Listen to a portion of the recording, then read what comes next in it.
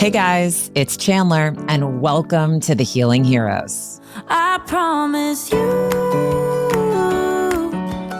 I'm Chandler Stroud, an executive, wife, and busy mom of two, who after years of living with anxiety, health struggles, and an unshakable feeling like I should be happier, made a profound discovery that changed everything. Join me on a journey where unexpected paths lead to healing and more happiness. On this show, we'll explore unconventional ways to unlock more joy in your own life with the help of my very own healers and trusted advisors, the Healing Heroes.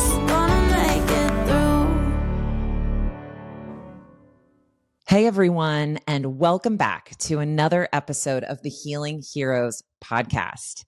Today is a very, very special episode because I'm doing something that I have never done before on the show.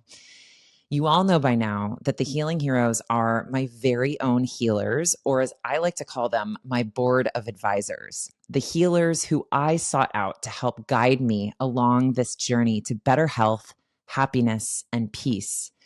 A large part of what makes this show so special is that we've abandoned the revolving door of guests podcast model, and instead we bring you these credible voices that you can learn to trust and rely on as you embark on your own journey to heal in hopes that you feel less alone.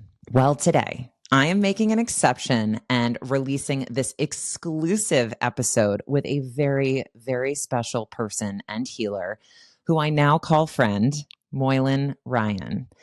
You see, I first met Moylan at Hero Katie Wee's Happy Camp in Sedona last fall, where she encouraged me to book a session with him after explaining that he was an integral part of healing her past traumas.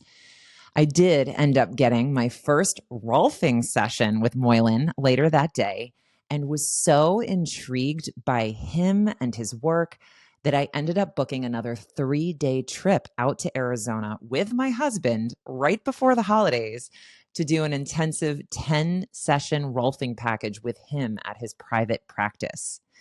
So guys, today I am thrilled that he is joining us, and I cannot wait for you to learn more about the somatic practice of Rolfing, since it really wasn't like anything I had experienced or tried before, despite the focal point of the work being on the fascia, similar to myofascial release, which is a topic we often talk about on the show. Before we dive in, let me share a bit more about Moylan's background for added context in today's conversation. Moylan Ryan is originally from Ireland, where he trained as a somatic psychotherapist, but eventually relocated to the U.S. nearly 21 years ago to study at the Dr. Rolf Institute in Boulder, Colorado. Moylan recognizes Rolfing's structural integration as a profound means of bringing deep change to one's psychobiology, a reshaping of both the neural and fascial plasticity. Moylan has a private practice as a somatic therapist in Tempe, Arizona, where he offers Rolfing structural integration, neurodynamic breathwork, and movement education as integral parts of his healing process. Moylan offers clients both an in-person and virtual presence and also facilitates group workshops and retreats. He's taught somatics and embodied movement as part of the dance faculty at Arizona State University, where his practice is based on the nonviolent martial art of Aikido, in which he holds a 6th degree black belt. Yes, you heard that right. Moylan is currently completing his book, Living Aligned, a compilation of over 40 years' experience exploring the landscape of both the inner and outward world. Moylan, thank you so much for being with us today. I am so glad you're here and cannot wait for this conversation. Thank you, Chandler. It's a pleasure to be here with you. Yes, thank you. We are so happy to have you and so excited to teach our listeners about Rolfing. I had never heard of it before prior to arriving at Happy Camp and was just so lucky to be paired with you as a therapist because it really was such a memorable experience. It's a distinct pleasure to meet you, and then for you to come all the way to Arizona with your husband, Ryan, for both of you to invest in yourselves and to spend time with me. doing this kind of excavational type of work. So I'm very impressed with your courage, to dig deep in your own psychobiology and to discover, secrets that need to be brought into the light. So thank you. Thank you for saying that. And I loved that you used the word excavate, because both literally and figuratively, I feel like that is what Rolfing is all about. So excited to get into that today. Moylan, can you start by sharing why people seek your help? Why do people come to you for Rolfing sessions? I feel that many people come to Rolfing because they have physical pains, and it's often recommended to them as a way to resolve these chronic issues. For me, coming from a background of somatic psychotherapy, I realized that when one mentions things like muscle memory, I realized that the memories, especially traumatic memories, narrative stories, paradigms, that they're actually stored in the collagen fibers of the fascia itself.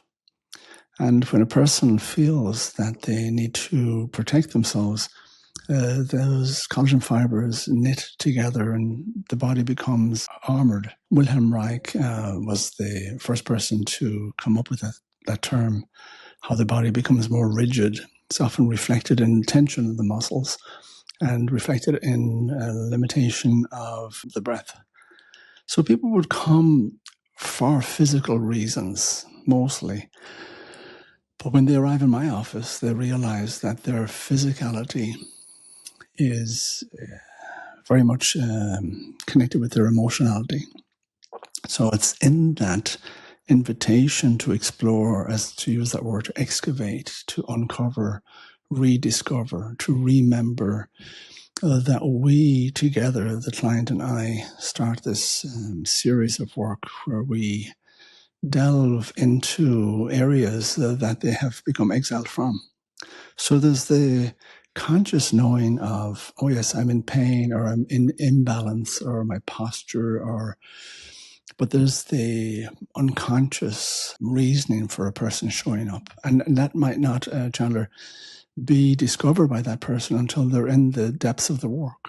And I often have had people with an aha moment later on saying, I thought I came here because my back was an issue. But then I realized that there was a colossal part of my living that was being held back. So I wasn't moving forward in my life. So it's the physicality, as I said, the emotionality are very much merged with one another. So, people come because they're either in pain or they realize that the life they're living is too small for them. And they want to step across a threshold, find a portal, and step into a bigger, more expanded version of themselves. That's mainly the reason why the people come to me. I love that. I really love that. Moylan, what is Rolfing? What actually happens in the room when someone is seeking your counsel or expertise? Rolfing structural integration evolved through the discovery and the work of Dr. Ida Rolf. It's called structural integration, but the term became Rolfing after Dr. Rolf, obviously. So Rolf or Rolfing. We're trained to look at the posture of the body and look for misalignments. You see, every body has tension and compression. It needs that to be able to stand up. So the fascia is pulling on these bones like a circus tent. The rope pulls on the pole and then it erects. So we have tension and compression. But when that is excessive, it's often manifested as anxiety, trepidation, fear. And we have a term, Chandler, in our everyday society is called uptight, being uptight. So when that tension and compression becomes excessive, we have torsions. So we become wound up. That's another term we have in our society to describe a person. So we're uptight, wound up. Now what happens is that we become short, compressed, and often, dare I say it, depressed. And this is all the aspect of our society, this conditioning. We're often, as I said to you, worried, fearful, anxious. And that takes up residence in our psychobiology. What happens with Rolfing is that we unwind these collagen fibers. So the person feels a sense of greater expansion, and that's reflected in their breathing. So they're expanding from the inside out. Three things happen when that expansion takes place. The body feels a sense of greater length. So it's like as if we're getting taller because we're unwinding all this tension and compression. And so with that, you have a greater panoramic view of the world. And not just you in the world, but the world in you. Secondly, you experience a sense of greater breadth. And that's twofold. The breath is in breathing, but the breath is in width. So you feel more expanded. The width of you is expanded. And with that, you feel the gravitational pull of humanity. You feel part of community. You feel connected with people. The third part with that space is that you feel depth. So you have length, breadth, and depth. With the depth, you can actually go down into yourself and reconnect with very valuable parts like your intuition and your wisdom. So during the time when a person comes, if they come for the 10 series, as we call it, it's the 10 sessions, they're integrative, they're progressive. We go through the body. This is what's called the recipe, which was created by Dr. Rolf. And we go through the body and we're unwinding these tissues that have become, they've grown into adhesions. We're stuck. And this is very, very interesting, Chandler, because that person who's come is often stuck in life, but they're stuck from the inside out, if you understand. They're literally stuck inside. I absolutely do. It's reflected in their life. They feel stuck in old relationships, old narratives, old stories, old limitations. They're immobilized. They feel disempowered. And so with the work I do as a somatic therapist, I use a dialogue with people. So I'm like, for example, when the very first session, when a person comes, we work on respiration. So we're improving their breathing capacity, but also the dialogue around that session is inspiration. So we're linking respiration with inspiration. Like there's nobody ever has said, I thought inspired, so I wrote this song. Everybody says, I felt inspired, I wrote the song. I felt inspired, I wrote this book. So inspiration is a feeling. Now, if you're not in a body that feels, you can never live an inspired life. You're stuck in the mediocrity of everyday just dysfunction. So that's just one theme. As we go through the 10 series, we focus on different body parts, but there's the physical, but there's also the psychological aspect of it. Like when we get into the feet and lower legs, we're looking at the platform on which you stand. Like, what is it that you stand for? What are your values? What are your principles? We look at the motion in these ankles and feet to see, are we on our own life path? Are we taking those steps that help us to reach our goals? So you can see that during this series of work, I'll explain to you that sometimes people go to therapists, and I trained as a therapist myself, and we sit for long periods of time. You know, you're talking talk therapy, right? Yes, just to be clear, like psychotherapist. Okay, helpful. Exactly. We love those here too, by the way. And what's happening is that there's an attempt to, and I'll use an analogy, to download software that's become hardwired in your psychology. So we'll use things like cognitive behavioral therapy or other modalities. And the client will feel they understand more. Oh, I understand why I am in this state of dysfunction. I understand this and whatever. But the real story is in the body. And when people, this is going to hopefully answer your question. When people come to me for somatic therapy and Rolfing, what I'm doing is I'm helping to remove and unwind the old, outdated software that's hardwired into the psychobiology, and then updating, upgrading, and adding a new software. And I think that a lot of the time with cognitive psychotherapy, that we're trying to place a new software over an already established hardwired software. We need to remove that, but the removal of that is in the body. The stories are in the fascia. And that's why our work is extremely powerful.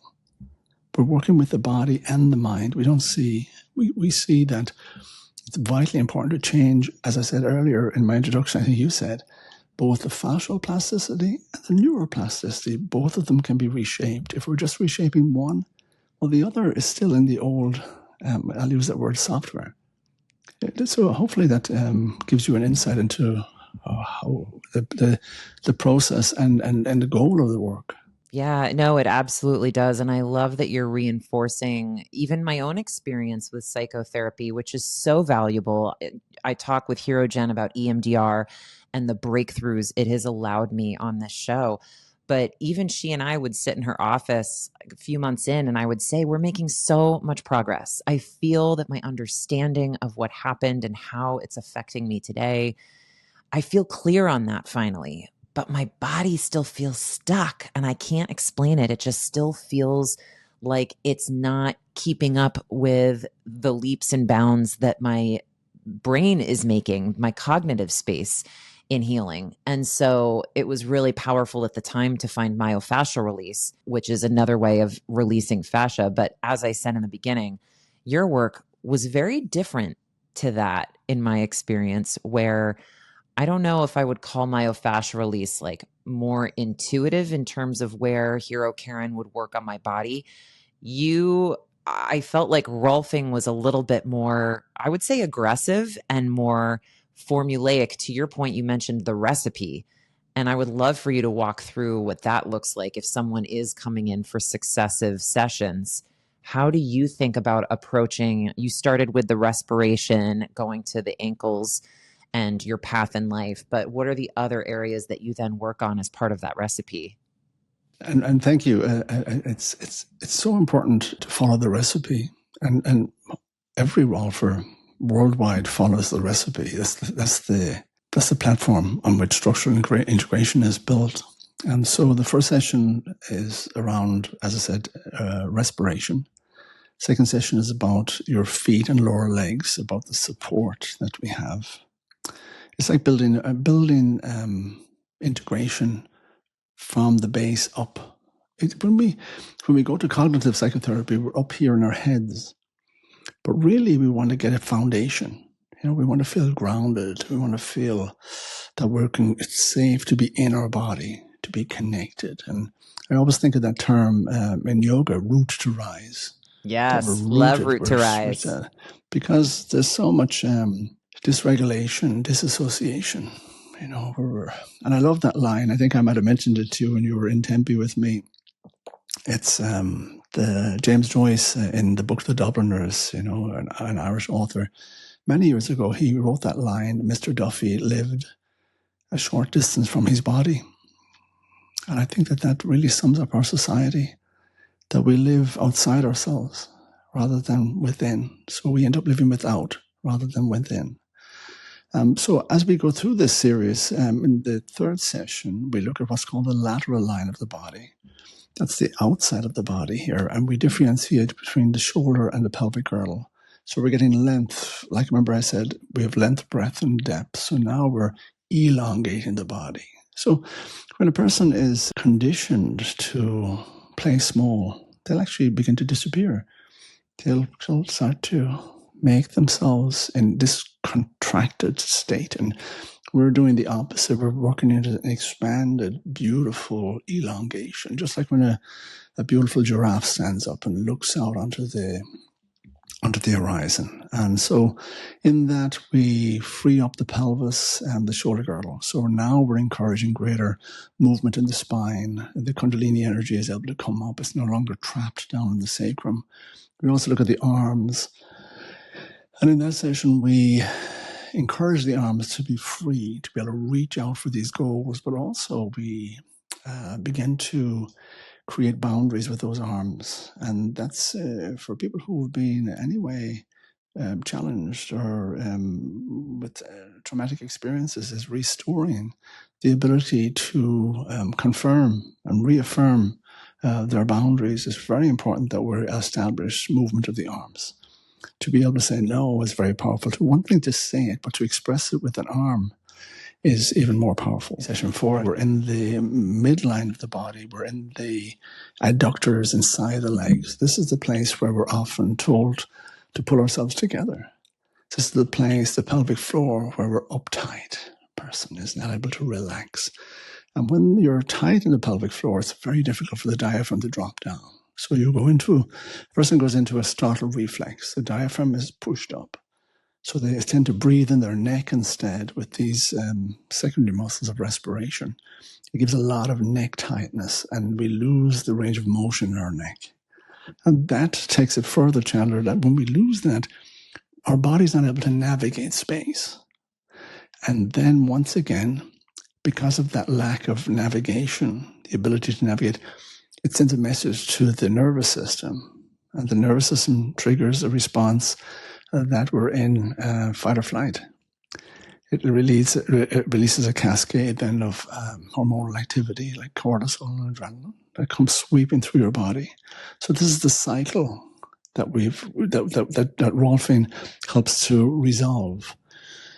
So we get the pelvic floor to relax, the diaphragm drops down, the shoulders relax, the jaw relaxes. So now the core of the body begins to, oh my gosh. With that, energy starts to pour through that container. Energy that before was curtailed to the arms for fight or flight, or the legs, the extremities, as we say. Now it's in the center of the body. You have what's called peristalsis, which is the tummy rumblings you'll hear often. You might misinterpret that as being hungry or your body is processing food. Well, it is, but it's also processing unexpressed emotions in the body. This restoration of peristalsis as a somatic therapist is the number one way of helping to diminish the holding pattern of the old blueprint that happened at the time of challenge, traumatic experiences or whatever. And that's why people feel they understand the traumatic experience they've had, but their body still feels as if it's existing at that time. It's because of the lack of peristalsis. So with Rolfing, we get into that core of the body. As I said, we're in the pelvic floor. We get up eventually then in session 5, we're into the psoas, which is, that's pretty deep work. And that psoas is, but it's interesting because we talk about the core. The psoas is the connection between the upper and lower body. It's the core. And I would safely say, in treating thousands of clients at this stage, that people's cores are tight and restricted because they're trying to really have a strong connection out of fear. They're connected with there's nothing else they can connect with, so they're rigidly trying to hold on to themselves. And so when that core relaxes, there's an underpinning there as well, Chandler, because I think that the psoas really describes our core beliefs. And if our core beliefs have been written by somebody else, well-meaning parents, friends, teachers, and whatever, if we've never written our own beliefs with the pen of intention, those core beliefs have limited us. So you'll see that limitation reflected in the way that the body moves, the range of motion it has. But we start to release the psoas in session 5, and the dialogue is around the core beliefs. The person can say, I no longer choose to believe that narrative that tells me that I live in fear each day. I no longer choose to believe that I'm in scarcity. I'm now rewriting with the pen of intention. I'm taking responsibility. And I think that overall, Chandler, my work, if there's one thing I would say it does, it helps people to move away from reacting old scripts, limiting scripts, into taking full responsibility, developing responsibility. The question we have to ask ourselves, are people willing to take responsibility for their well-being, for their life, for their, as we call, dharma? Dharma is the beautiful Buddhist tradition of aligning with your purpose. You see, when we come into the world, we're in our dharma. And then we're conditioned to trade it off for two things, drama and trauma. So people spend time then speaking, they're stuck in the cycle of their drama and trauma. And it deviates them from their dharma. And I know we're playing with words here, but yes, we are. But that's a tongue twister. But I love how you're saying that. It really is a beautiful thought and summarizes everything we talk about on the show so well, well. So can you just quickly share what happens in sessions 6 through 10? Very good. Session 6 is we look at the back line. The person's lying down on the table. We work with their back, right from their feet up into hamstrings, glutes, into the back, up to the neck. And in that, we're looking at what it is that holds a person back in life.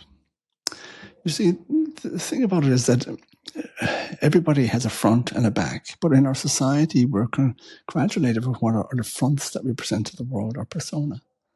So often you'll meet a person and you'll meet the front of them, but it's like going to a stage play. And you go up on the stage, you realize, oh, these props have no back to them. And often you'll see people with a lot of back pain. Is it their back is calling them back? To be recognized. Things they put to the back they don't want to look at. So part of the excavation is to look at our past, to look at what it is that we refuse to pay attention to. It's knocking on the door, calling us back. It's only when we have a front and a back that we can have a center. So we become the center itself. If we don't have a front and back awareness, you have to create a false center, which is being self-centered. So this is something that we do in session 6. We really look at that, about stepping into our center, being powerful. And session 7, a beautiful session, one of my favorite sessions, is we take a look at the masking, that persona. We're often so masked, Chandler, that we don't even know ourselves. We develop these layers. So we look at that and we start to peel off those masks, and we ask ourselves the question, what is it in life that I'm willing to face? So it's a beautiful session where we feel that we're seen.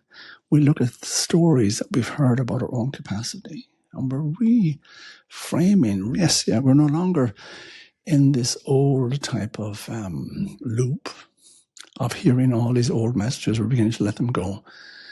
8, 9, and 10 sessions are when the client comes in, and at this stage, we have begun to hand the reins over to them.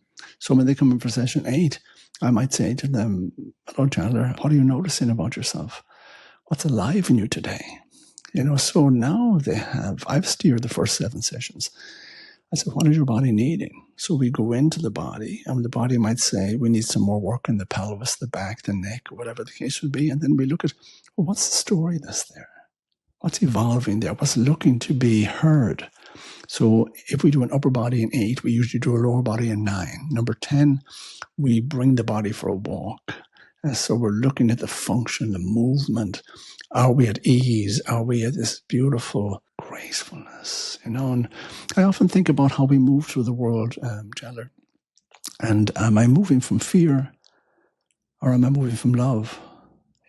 So when the person gets to session 10, they're moving from love, they're moving from grace, they're moving from a deep connection, a deep self-belief, a consciousness. The course that I teach at ASU to the dance students is called The Posture of Equanimity, how to move through the world in a non-polarized way. So we're not against anything. We're not meeting any resistance, or if we do, we're aware of it, we work around it. And so we're far less suffering when we move from this place of equanimity, this integration, you can have fight, flight, and freeze. And then there's a fourth F that people very rarely explore. It's called flow. Flow. I would thought for sure you were going to say fun. Fun after flow. No, fun. The fun response, which is like people pleasing, and right. That's like one that a lot of that I hear a lot, but that's okay. They're all bad, guys. Yes. Fight, flight, freeze, and flow, to be in the flow state. So you're flowing from the inside out. You're responsive, you're pulsating, you have an undulation to you. You're not rigid and restricted and resistant, and you're not. And that's the interesting thing about it, is that When we're in that flow state, we take our projections and turn them into reflections because we're taking full responsibility for our own growth and development. We're not blaming. We're not suffering. So that's really our 10 series in a nutshell. Oh, I love it. Thank you so much for running everybody through that. I mean, I'm just listening to you and I'm thinking I could listen to him all day. And I'm really sad because we could only be in Arizona for 3 days. And I gifted some of my sessions to my husband because obviously, before the holidays, that was the right thing and kind thing to do. But I only made it through session 5. I'm like sitting here thinking we got to get back for 6 through 10 at some point soon. But what I will tell you that I found so surprising for me personally in our work together was, I think it was especially in sessions 4 and 5, you were able to get into tissue that had, the only word I can think of would be atrophied. I hadn't felt sensation in those places in my body maybe ever. Like I couldn't remember feeling there before. And it was so shocking, like surprising, but also just, it was satisfying, I guess, to feel alive in these places that I had felt dead and didn't realize that I had felt numb. And I thought that was really a surprising part of the work because I went in thinking this is going to be like the most intense deep tissue massage I've ever had. And I have had deep tissue massages, but this was very, very different. It felt so intentional and so strategic in the parts of my body that you were lighting up as we were going through the various sessions. And I felt taller. I felt more expansive in just that short time that we had together. I really enjoyed it. All good points, and I'm very happy that you had that experience. It's important when people come to me that we have a dialogue, and the reason for that is because our nervous systems are speaking to one another, and the person's neuroception is asking 2 questions: Am I safe in this environment, and do I trust this person? So for a while, when a person comes to me, I'll speak to them for maybe 20 minutes. I'll ask them questions that set up a sense of connection, but it's their nervous system I'm connecting with. And by doing so, they enter a state of parasympathetic influence. So when they get to the table to receive the work, we've already made an agreement that we're connected. And by doing so, we can evoke change. If we do not do that, it means that the person on the table is in a sympathetic dominance. And now I have to enforce change. And a lot of Rolfing a lot of people say, oh, it really hurts. And I believe that as a somatic therapist, we have to really work with the person's nervous system so that we can work with that preordained existence of resistance.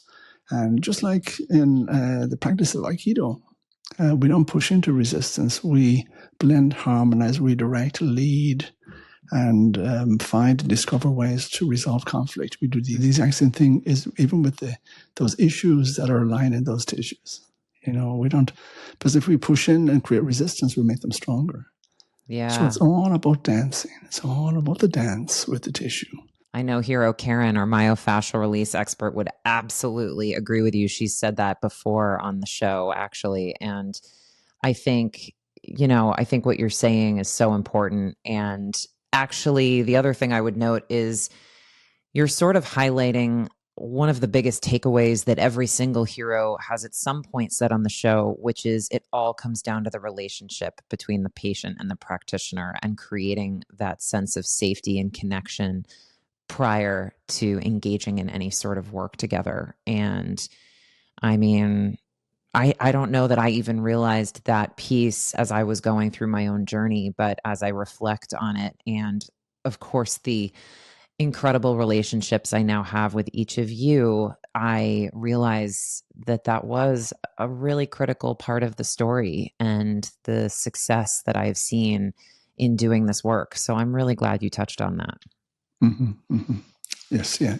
And thank you for giving me the opportunity to be really aware of the work that I do, because sometimes I just do it naturally and I don't really think about it until we're languaging like this. So it gives me a chance to explore and share with you the nuances, the tempo, the depth of relationship, of therapeutic relationship that must be attained each and every session.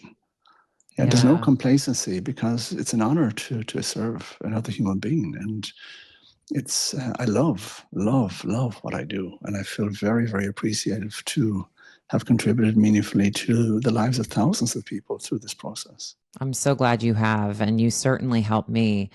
I'm curious, what was it about Rolfing that first intrigued you? How did you get started with it? When I was in Ireland, I had trained as a somatic psychotherapist, and so I was very familiar with the work of Wilhelm Reich, who, as I said earlier, who had I suppose discovered that the body can become armored, although he might not have said so much about fascia itself, but I think he was talking about the 7 bands of armor of the body.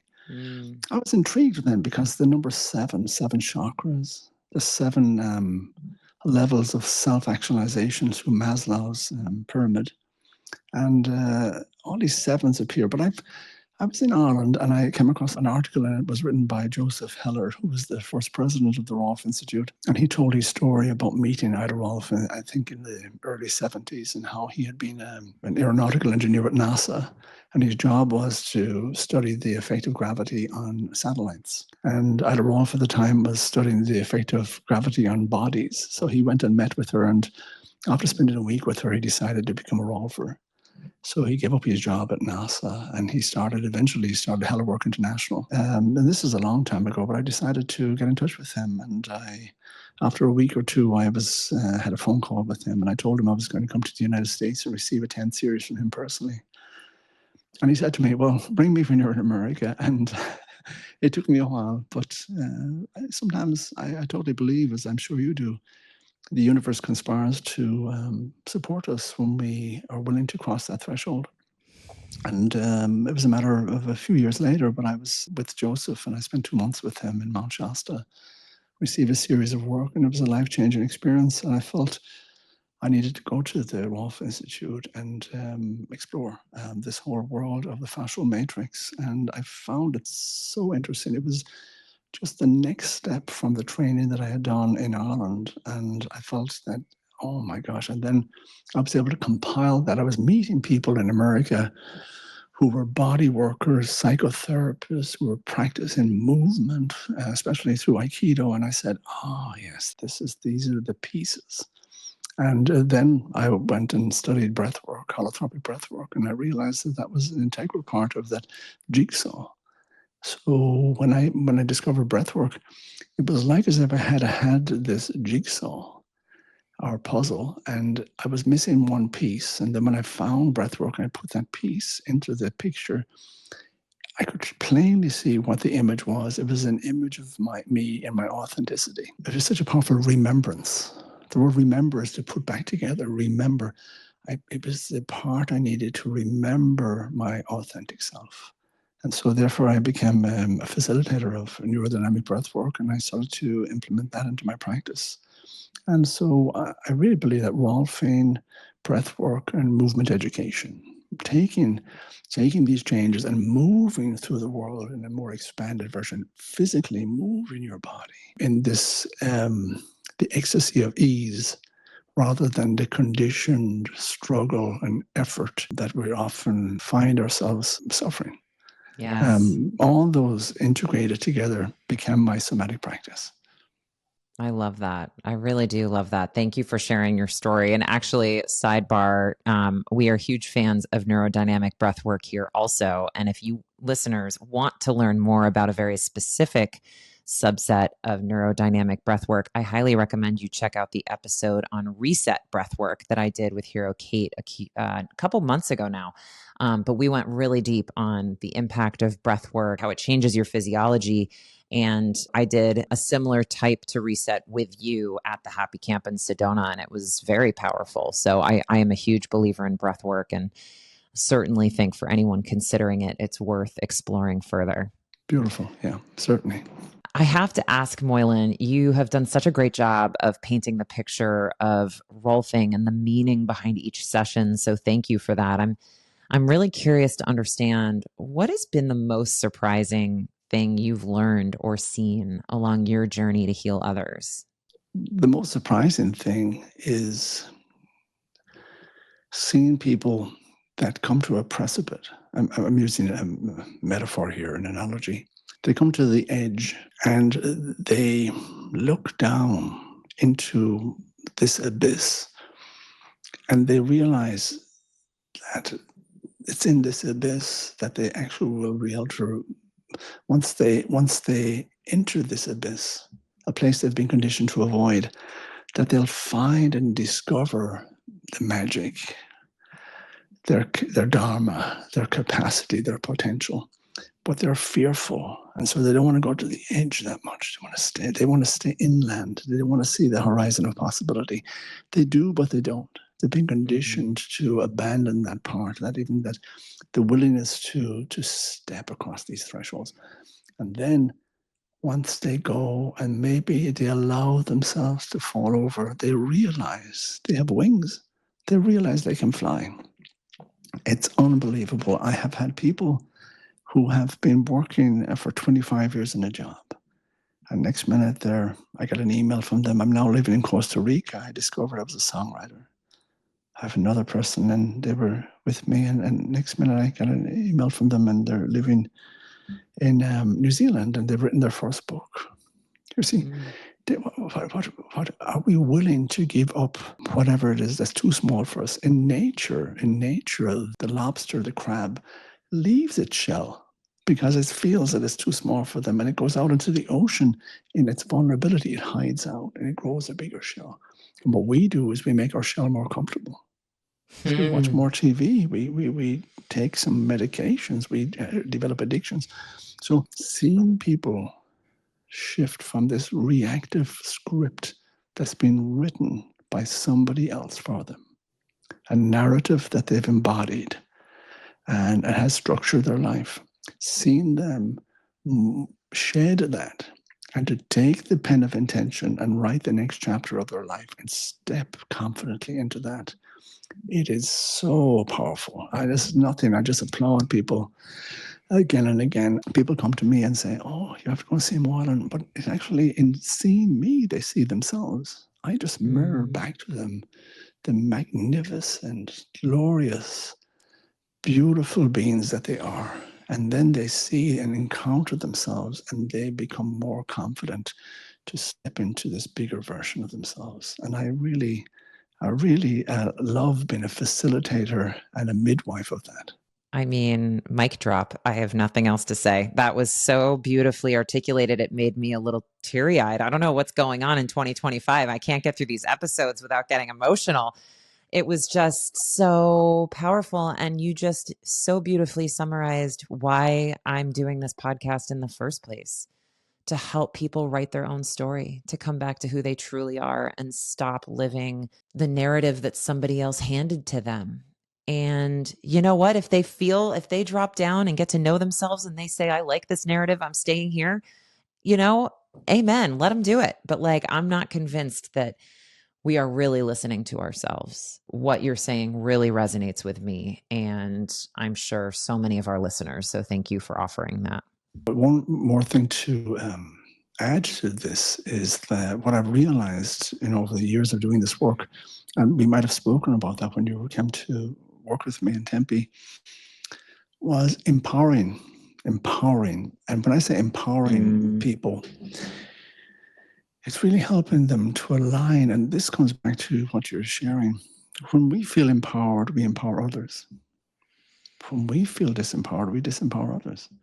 So it's the use of this power that we have, this divine power. And that's the work that you're doing through your podcast. It's the work that I'm doing. We're empowering others because we're these conduits of love, of compassion, of support. And that's all to do with Dharma. I think sometimes, when people come to me and they have suffered some type of challenges, traumatic experiences, especially around their youth and whatever, where they had an experience where they had to disassociate from themselves. They became dysregulated. So they live, as James Joyce said, outside themselves. Getting them back into their bodies. And I'm sure Gabor Mate talks a lot about this, and Bessel van der Kolk and people like that. And it's how do we get them back into their bodies? Okay, but it's through this Rolfing that we create an expanded version of them so they can take up full occupancy of themselves. They cannot enter a body that's so compressed. There's not even room for them in their own body, let alone having a relationship with somebody else. They don't have space in them for somebody else. This is the story of our society. But we're expanded, we're inclusive. Oh my God, now we can grow, we can plant seeds of consciousness in that beautiful landscape. And I think that when you were with me, we talked about movement. We talked about one of my favorite subjects is Aikido and how empowering that is. But it's a gentle power. We use the power over, we use the protective use of force. It's not the power over model. And this is very important to realize that when you're in a body, that at some stage you experience some type of trauma where you had to, the only way you could survive was disassociation. So whoever was you were dealing with at the time was bigger, more powerful than you, whatever. But that part of you, that disempowered part of you, still lives in your body. Through practices such as Aikido practice, we go into the dojo and we find this way of replicating what it's like to be held, what it's like to be challenged. And we develop a capacity as an adult to be able to resolve that with great effectiveness, but not with violence. And it gives that individual the power to go back. And I would even use the word rescue that part of themselves. So taking the work, a lot of Rolfing is done on the horizontal on the table, but the work really has to be brought into the vertical world. So how we move, how we perceive, are we in this expanded? And so having practices like Aikido and whatever, it really helps to restore that part of ourselves. And I've seen many, many ways, but that's why I use that modality and encourage people, especially people who've been traumatized and have to disassociate. This is how to get back in. This is a powerful thing. I don't really see many people speaking about that, but I know that myself, this is what I've seen. And I've been a teacher of Aikido for many, many years and a student for well over 35 years. And so I've seen people really take full responsibility for stepping into their power, but not in a violent way, in a very effective way. And I think Rolfing, breathwork, Aikido practice, this to me is where the rubber where the rubber hits the road. Is that I love that.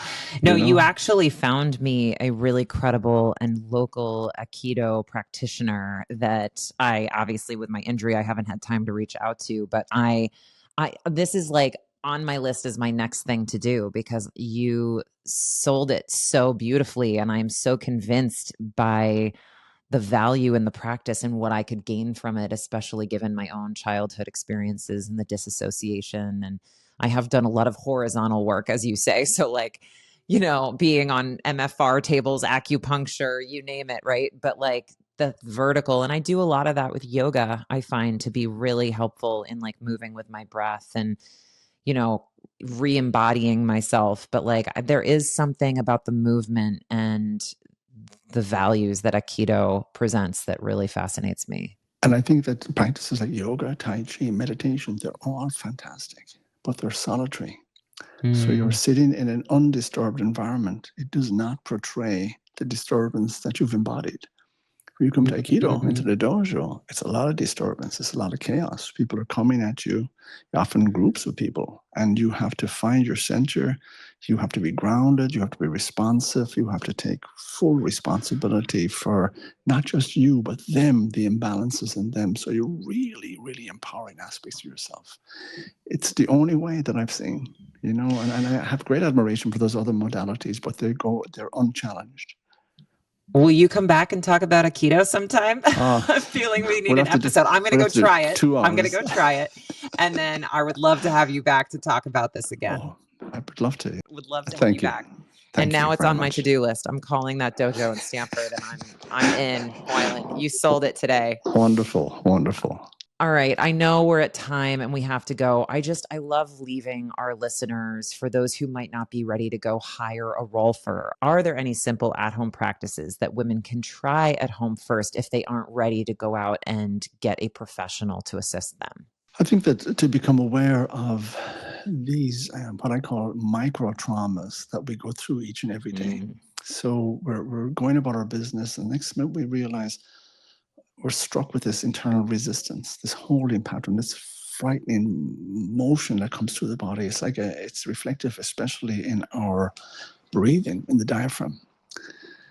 A good practice will be that when you're driving your vehicle and every time you come to a red light, is to check, where are my arms? Am I holding on excessively to the steering wheel? How's my pelvic floor? How would it be if I just relax a little bit? How's my diaphragm? Can I drop down a little bit? Where's my shoulders? And how's my jaw? So then we go back and we do another drive. We'd always be going to go into red lights. There's always a red light. So instead of just looking out the windscreen, we're looking internally, checking into ourselves. And in doing so, we're developing anchors. You see, you could listen to this podcast or listen to me pontificate about Rolfing, and it's a beautiful unfolding, of this valuable story. But we need to develop anchors in our body, to be able to center ourselves, to feel grounded. And by doing so, we have a place to return to regularly when we meet these micro traumas of each and every day. So we're not as affected by them. There's a beautiful word, imperturbability. It's a new word in my vocabulary. I didn't really realize, but I love that word. Imperturbability means the ability to choose what it is that affects you. I remember Rudolf Steiner, the founder of the Waldorf school system, he said, I must develop the inner capacity to allow impressions from the external world only to reach me in ways that I myself have chosen. So imagine that comes from having anchors, being anchored to your center. And the red light, you'll always be driving and come to red lights. So you go there, pelvic floor, diaphragm, jaw, shoulders. Where are my hands? Just relaxing, being in gravity. That's the beginning of building an anchor. And then you can begin to build from there. That's a simple exercise I would recommend to any of my clients. I love that. It's so accessible and easy for anyone to try. I really appreciate you sharing that with us today. And all of what you shared today is just so helpful and so well articulated. Thank you for being here. It means so much that you were willing to come on and share more about your story and teach our listeners about the beautiful practice of Rolfing. Thank you, Chandler. It's been an extreme pleasure, and it's a subject that I hold dear to my heart. And thank you for allowing this to unfold. Thank you. I really appreciate it. I'm so glad that you said yes. And I look forward to our next conversation on Aikido. Get excited, everyone. I got to go do a beginner's session, a couple of them first before I can really get my arms around it. But it's happening. Just you wait. Beautiful, beautiful. And Aikido means the way of harmonizing energy. That's what it means. Harmony. That's what it means. No longer being in conflict. But it's a martial art, but it's an esoteric art. So, but it gives you this beautiful alignment with gentle power. Well, the end goal at the end of my journey is to be in better alignment with myself. And if Aikido can help me get there, then I am all in. So thank you again for being here. And to those tuning in, if you enjoyed today's conversation, please share it with friends and don't forget to follow the show. You can also visit healingheroespodcast.com to get resources, meet our heroes, and share your ideas for future episodes. Thanks for listening, everyone. And until next time, remember, be curious, be courageous, and be kind to yourself. You've got this.